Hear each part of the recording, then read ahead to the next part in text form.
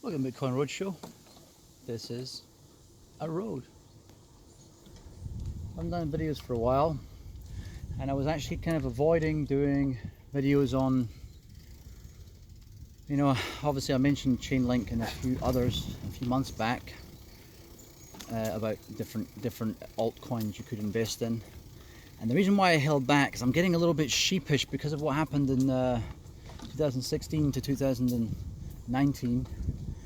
Some people kind of blame me when things were still going right, don't worry about that.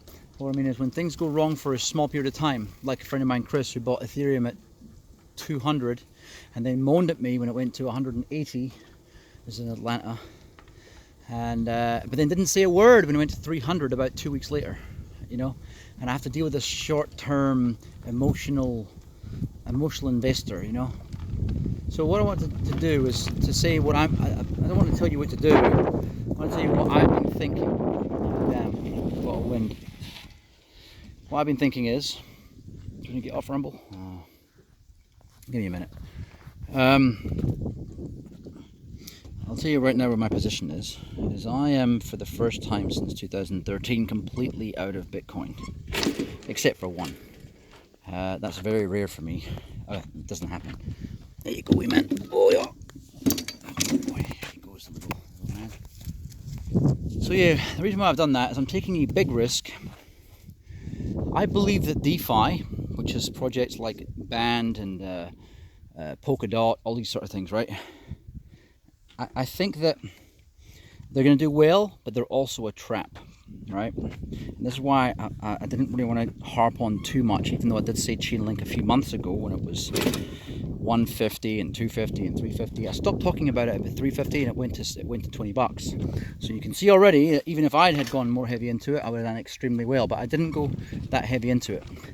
I'm going to be honest with you, I put $300 on it and I kept on meaning to put more and I didn't do it. I just never got round to it. Anyway, it's worth a couple of grand now, that 300. So it just shows you how you can multiply your money, right? So with things like, as aforementioned, Polkadot, Compound, there's many other ones that should do well. There's going to be, I think there's two tracks that could happen right here. One is to remember that every altcoin market, there has been the first gen altcoin market, which happened, I think it started around 2011 and carried on till about 2000 and it's carried on till today, really. Feathercoin, Litecoin. Feathercoin's nowhere now, but it used to be one of the big ones years ago. Back in 2011, 2012, that was a big player. Some of the YouTube channels like Stefan Molyneux used to accept Feathercoin and Litecoin, for example, right? And now Feathercoin's fucking nowhere. I really believe that Litecoin is going to just sink into the abyss, as will XRP. These projects have nothing unique about them that sets them apart. They have relied on news for a long time, and this is the worry that I did have about Chainlink, was they had a lot of news, and sometimes the news didn't really translate to reality. For example, Tron would mention partnerships, and one of the partnerships they mentioned was Amazon, and that partnership just meant that they had servers with Amazon. That's like me deciding to be a customer of Microsoft, buying one of the laptops and saying, we've now partnered with Microsoft. So people will use spin to make it seem like there's more going on than what there is. I better put my dog back in this little thing here. Okay, I want to walk further. So basically, I didn't want to get to $20. Look, even though I think that Chainlink in a proper pump might go to somewhere between 500 to 800. I wouldn't be telling people to get in anywhere above 100, because I really do believe this altcoin market, which is centered around DeFi and to a smaller extent I suppose not to a smaller extent, this includes things like yield farming and staking, but it also involves decentralized oracles, which about 10 companies are doing, so don't get fooled into thinking that Chainlink is the only one, because it's not. That means Chainlink are not doing anything unique. They are dominating the market, but they're not doing anything unique, right? As far as making partnerships, well, deciding to integrate with, let's say, the Cardano network. Cardano are not going to go to Band Protocol or to Eternity, or Eternity, whatever how you pronounce it, and say, no, we don't want to let you integrate, because one, it's blockchain, it's open source, and anyone can integrate if they choose to.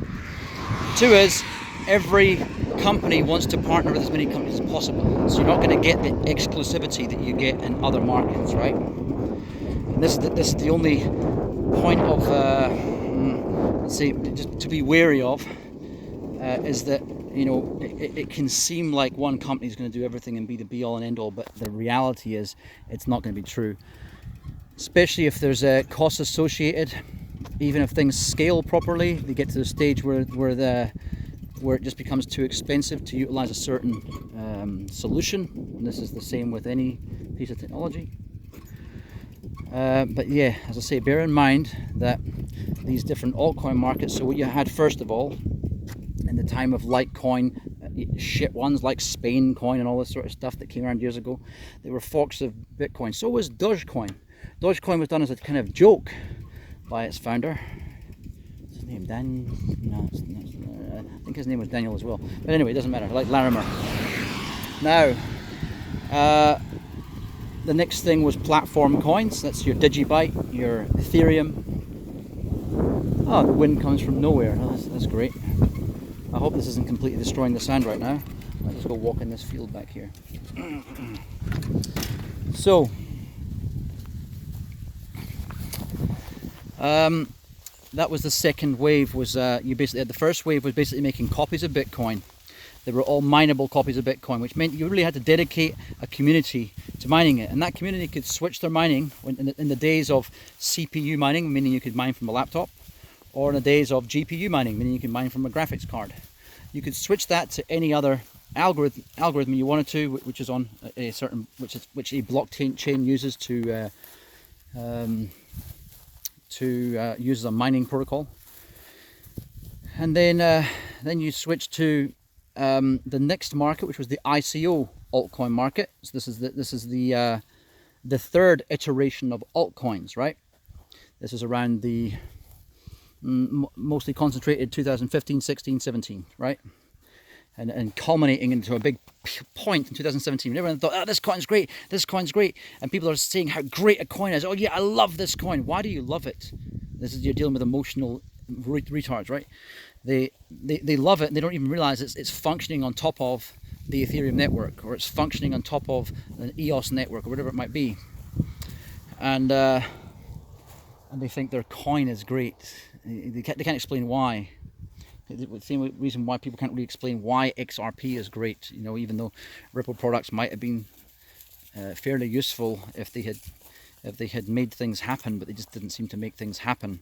And then you've got XLM and XRP, who can pretty much do the same thing, except without the Genesis block issues that Ripple has, which is basically at the start, when they first started their network, when they pre-mined, I believe it was, there was an issue where they're missing the data from the first mine blocks, the first produced blocks, because it's effectively minted.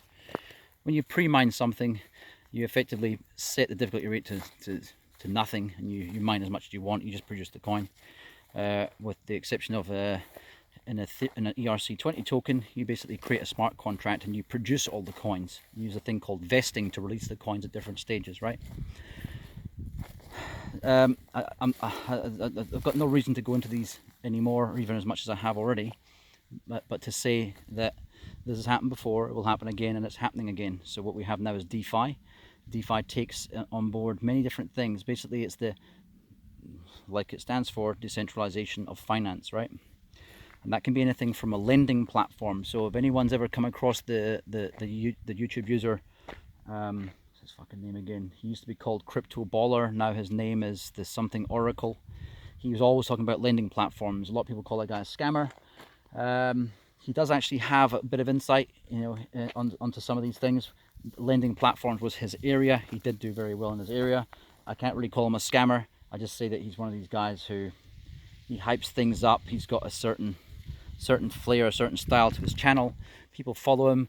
A lot of people get wrecked. A lot of people make money. So now we're seeing these DeFi, these platforms that he was talking about a lot 2-3 years ago. This is part of the DeFi space. So it's staking. Now these things can make money, but I personally believe the future is going to be about raw capital. It's not going to be about these devices like futures and derivatives and lending and stuff like that. I reckon that credit will be something that's hard to come by in the future. I could be wrong, but I really believe that when real money comes, because right now we have a system of fake money getting produced in the world, so of course finance is going to be easy to get. But when money becomes real again, when gold goes back to where it should be, when it tracks somewhere between $4,000 and $10,000, people will not want to give away true money to someone who might be a scumbag and might never pay them back, and then have to chase them around the houses and then find out they got no money. The legal system protects them because they can just declare bankruptcy. That won't happen when there's real money. That's just my opinion.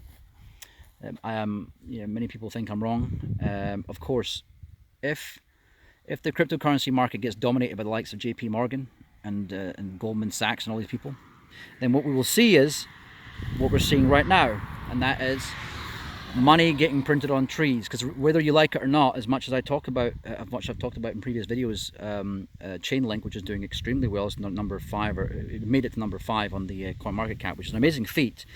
And it's something that shouldn't be possible, because regardless of what they're doing, if you look at what their programmers are actually writing, it doesn't marry up with. Look, okay, if I can replicate what someone does by, let's say they're worth $1 billion, well, for what that team has produced, anyone can come along with $10 million and do what they've done. It doesn't take that much work. So that's what people will do, and people are doing. And people have been doing. They weren't the first either. They were just the first to, it was a first mover advantage. They made the right marketing moves, like XRP made years ago, to make a shit ton of money. And then what have XRP done since? They're not changing the world. Well, for example, since then, Chainlink has come along, and it basically has come up near them, came up one behind them in the CoinMarketCap. That just shows how you can come out of nowhere and make money by the frenzy of fake money that's in the markets to spend on these things, because people are so panicking that their Bolivian Bolivar or whatever the hell it is they use is going to become worth nothing. So they're going to start throwing money, and especially people in places like America and England, where money literally gets grows on trees. When they have these stimulus packages, people are going to keep on investing and stuff. When they look around, they think, Warren Buffett just moved out of the dollar into gold. Maybe I should move out of the dollar into gold and digital gold, like some of these people, like what's his name again? There's another investor I can't think of right now. His name's got an R in it. It's not coming to me. But a lot of these people and a lot of these institutions are moving into cryptocurrency, right? Which of course means that you should be too, because you should be following smart money. So to get back to my point, this DeFi craze right now, it could just be something to make people let go of their Bitcoin, because the one thing that is going to stay a foundation is Bitcoin. It's not going to go away. And I know I sound like a maximalist by saying that, but I'm not a maximalist, because I believe there's space for other things. What I don't believe there's space for is to make Bitcoin into 10% of the market while everything else becomes the market, because I believe that decentralized finance is going to have it won't have its days numbered. It'll just be a lot smaller than what people think. People are basing the potential of decentralized finance on what today's fake money markets are. Those fake money markets are going to be closing. Banks like Deutsche Bank are collapsing right as we speak, right? And some have already hit the wall. Many banks around the world are already filing papers for bankruptcy. So this is going to be a thing, right? So if you think that leads on to more of the same, where people get given ninja loans for no income, no job loans, and 5% down or 0% down, those days are going to be gone, because the future is going to be about, I believe, is going to be about true capital. So lending will not completely disappear, which means neither will decentralized finance, but it will not be as big as what people expect. That's in my opinion. I could be wrong, but that's, you know, I'm generally right about these things longer term.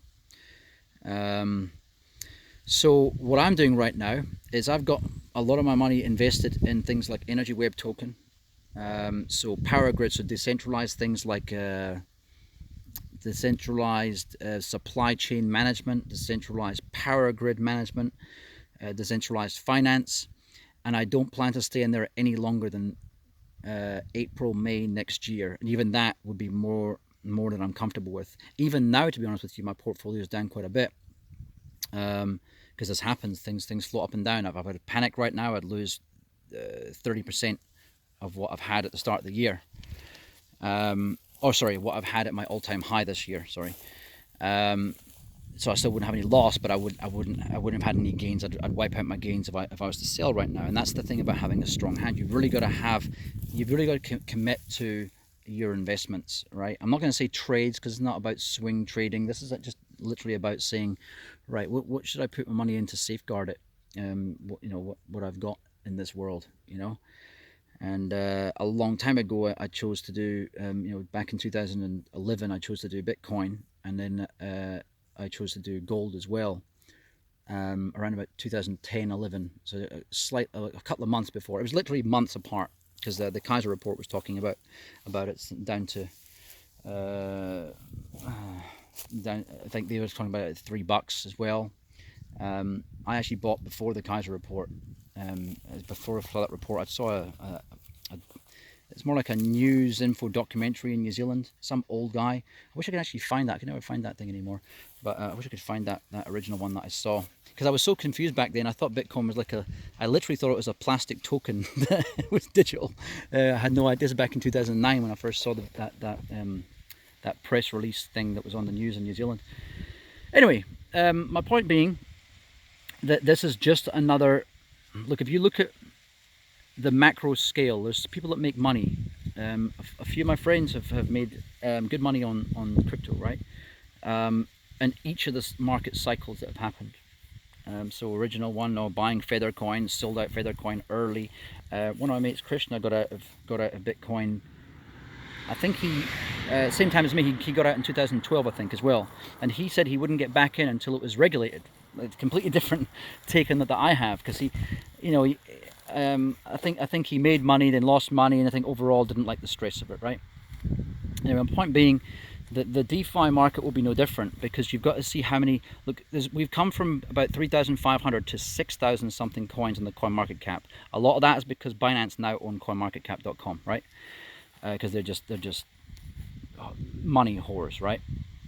All they care about is making money. But all these players in the space, they can't all have a piece of the pie. Certain companies will dominate. You've seen this by Apple and Facebook and Google. That's just the way it works in this world now. Is that when something does well, it gets everything behind it, and everyone else falls in the wayside. It's the way that the economy is really designed. To even the movie industry is designed that way.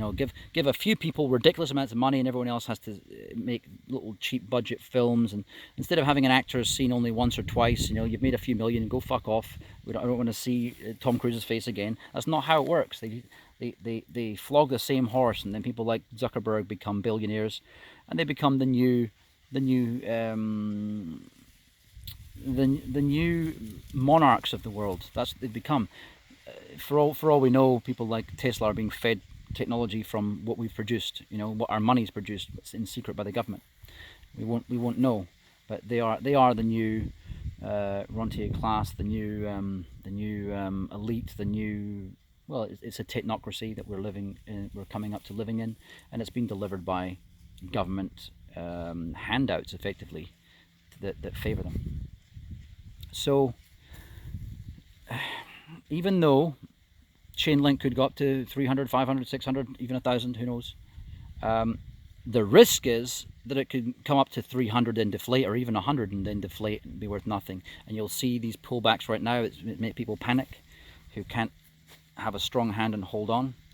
I was planning to buy back into Link around about $11 because I sold out mine at about 18 because I knew it was going to pull back, and I got a little bit worried when it started to come up again. But that's the thing, you're never going to win them all, right?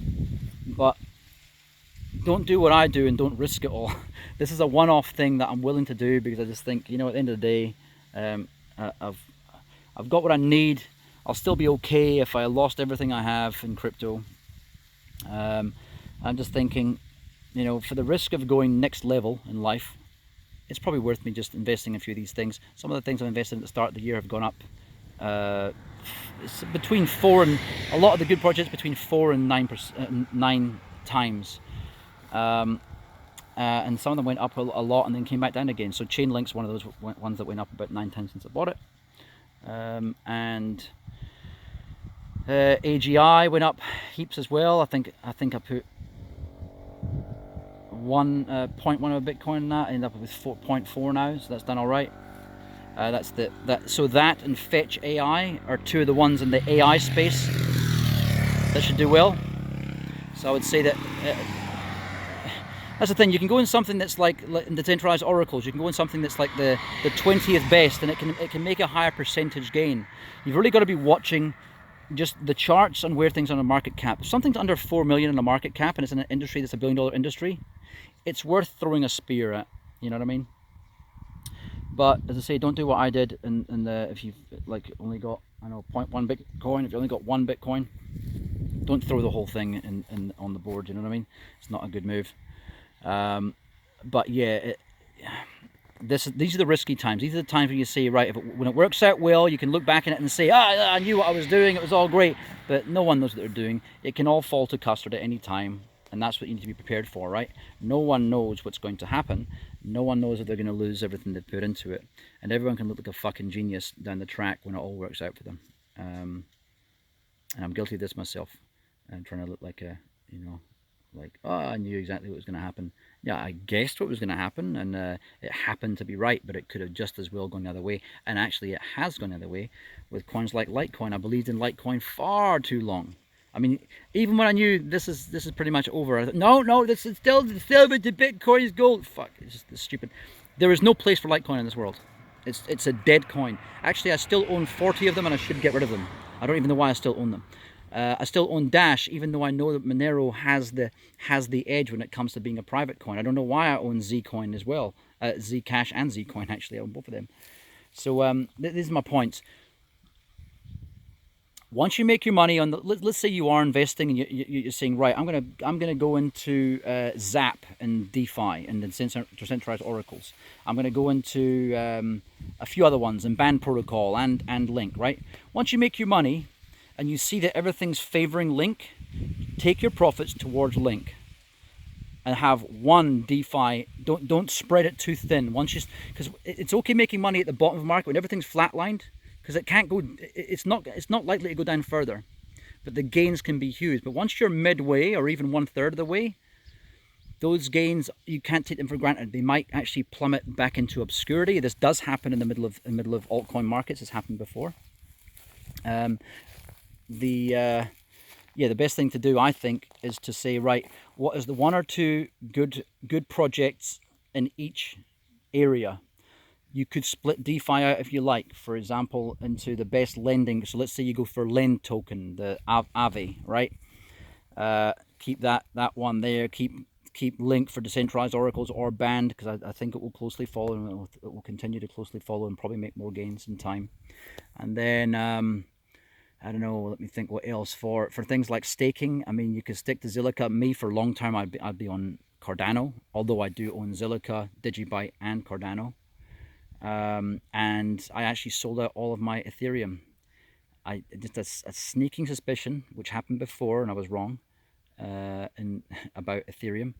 I sold Ethereum at $450, and then 2 weeks later it went up to $1,300. But I bought it at an average of $8, right?